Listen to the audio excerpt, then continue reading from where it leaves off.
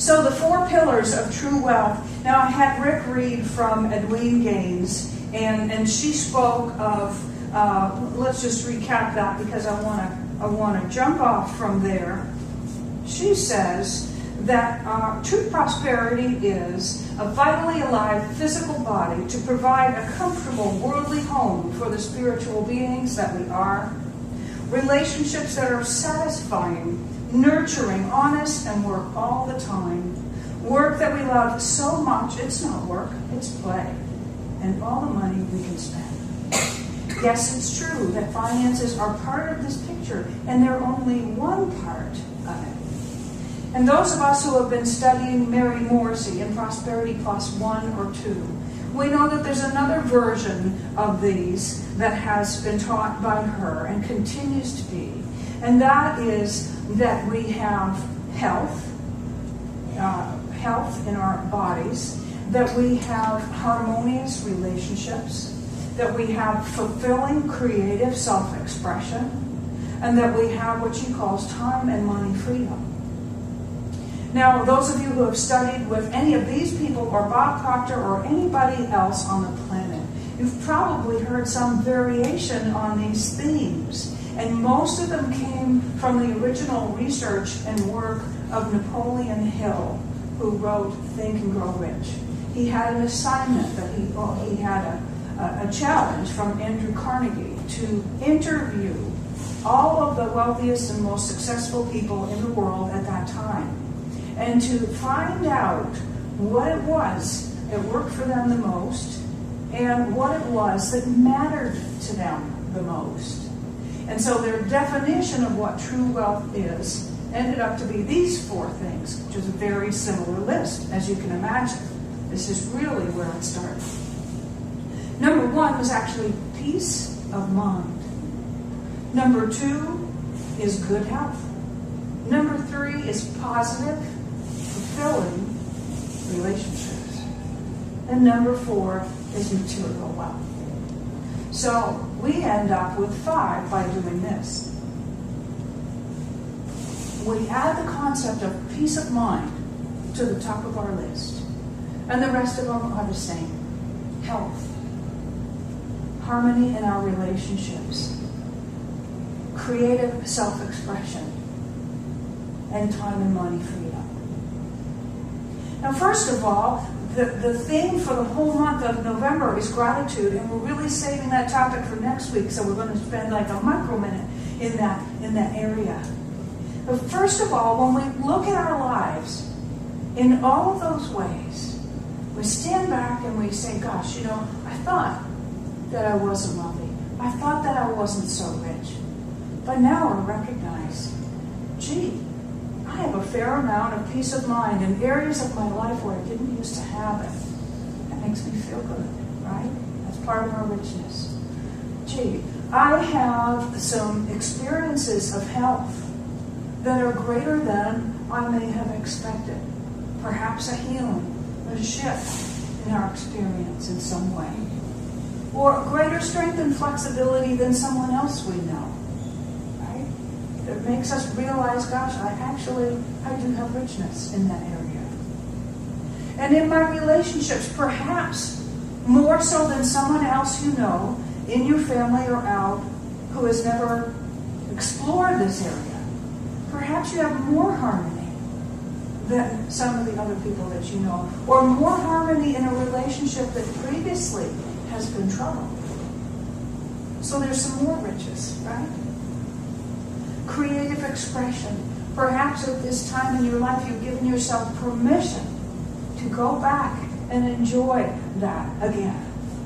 It might be some type of art form, maybe music, the medium may be craft of some sort, it may be building things, it may be writing things, it may be cooking, whatever it is, some kind of a tinkering, who knows.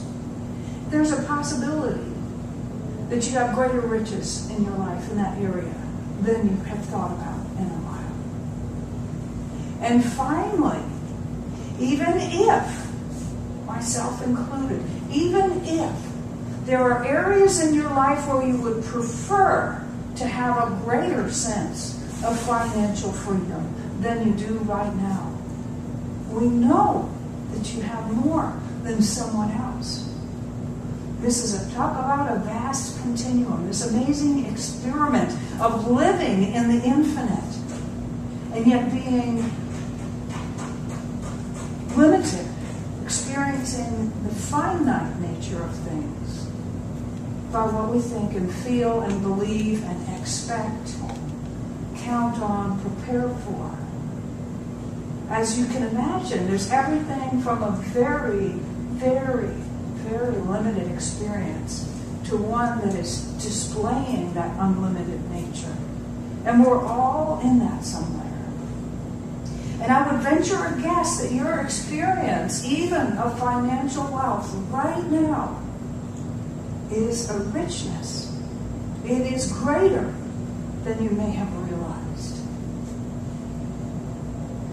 So, of course, there's more to it than that. But the first thing that we just did, I think, well, would you mind closing the door for us? It's kind of creepy. Thank you. The first thing that we just did, though, was to begin with a willingness to expand our perception.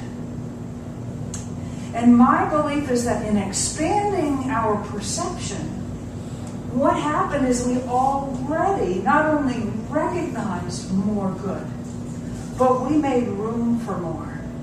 Because we created a mental equivalent, and we dwelled on the subject long enough to create an emotional or vibratory equivalent. And thereby, we made more room in our lives for more of each of those things because we became attractors of them, magnets for them. And that's all we do, really. That is the how-to, in a nutshell, to create increase in these areas. And so we're looking today at our 5 pillars, right? Because I said that we added one. We went back to Napoleon Hill, took the original 4, and then carried it forward with the ones that are commonly taught. And if you've been to any of those seminars, you know that they have expounded on those and made you write detailed goals in more areas still. But we take these 5 and we say this: I acknowledge that I already am rich in peace of mind, and I'm ready for more of that. I acknowledge that I already have richness in my health, and I am willing to have more of that. I acknowledge that I already have richness in my relationships, and I'm ready to have more of that. I acknowledge that I already have richness in my creative expression, and I'm ready to have more of that. And finally, yes, I acknowledge that I'm doing all right financially because I'm here. I woke up in a bed, in a house. I drove here in a car. I took a shower. I'm wearing clothing. I've had something to eat. And I live in a field of infinite possibility, and I have freedom, and I'm ready to realize more of that. Edwene Gaines teaches us that one of the big factors in prosperity is to discover and to live your life purpose. How many of you have seen her teach before? Anybody? Okay, she's a hoot. I love her. She's dedicated her life to this teaching. She says, I invite you to find something in this world that needs fixing and dedicate yourself to that, and only that. Make it up in her own words. Find something in the world that needs you, that calls to you, and do that thing. And you'll know that it's right for you because you will resonate with it. And if it doesn't, well, just leave it. She says, if you don't like your job, it belongs to somebody else. There's another thing that Edwene says that's wonderful. She mentions forgiveness. Another piece on the how-to path. She says, you're going to have to forgive yourself and forgive others.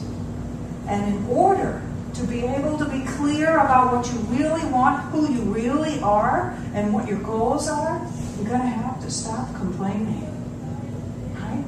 because we can't serve two masters. We can't say the world is a bunch of bunk, and I want this in it. So we go back to those 5 things and we say, okay, so I prefer more peace of mind. I prefer better health. I prefer more harmony in my relationships. I prefer more satisfaction in my creative self-expression. And I prefer more money in my bank account.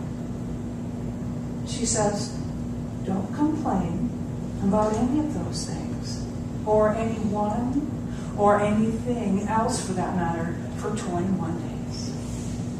Break the habit of claiming lack in those areas. And she says, not to worry.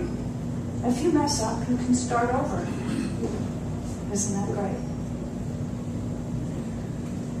No complaints whatsoever. No complaints whatsoever. You think about it from a metaphysical standpoint, you realize we can't possibly say there isn't enough and expect more, because the mental equivalent, the vibratory nature of that idea is small. It is small. We did a great job last week choosing how to perceive and record our experience. We had the appearance of a small group. And we had the most expansive time together. So when we look at our experiences in terms of peace of mind, in terms of our health, in terms of our relationships, in terms of our creative self-expression, in terms of our finances, what we call them, what we make them mean, determines what we impress upon the law. It determines what must be given back to us. It determines what must be increased. It must be put out. So we have the opportunity to remember and be very careful about that. So what I'd like to ask you right now, because we are having fun experimenting with some audience participation, is this.